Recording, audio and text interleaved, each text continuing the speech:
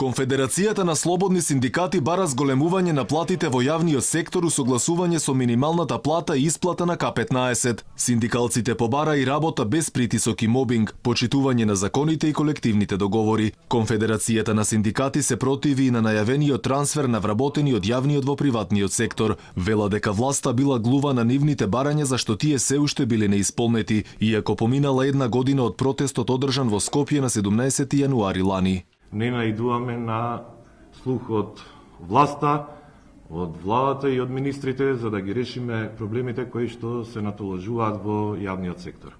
Од Конфедерацијата на слободни синдикати вела дека јавната администрација била дискриминирана и станувала социјална категорија, зашто просечната плата во јавниот сектор била 18.000 денари. Оттаму посочуваат дека нивните барања биле легитимни во согласно со законите. Ако не им се исполнат, најавуваат протести кои ќе почнат од Штип на 26 јануари. Доколку не одговорат на нашите барања, на 26 јануари во Штип продолжуваме со протести.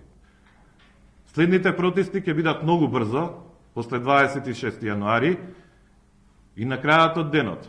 Мораме да кажеме дека само тие ќе бидат виновници, доколку КСС ги радикализира своите делувања. Инаку во однос на барањето на синдикатот на УПОС за 7-часовното работно време за прогласување на 2 јануари и 2 мај за неработни денови, од Конфедерацијата на синдикати го поздравуваат ваквото барање, но сметаат дека во моментов имало поприоритетни прашања кои директно ги засегаат работничките права кои час поскоро треба да се решат.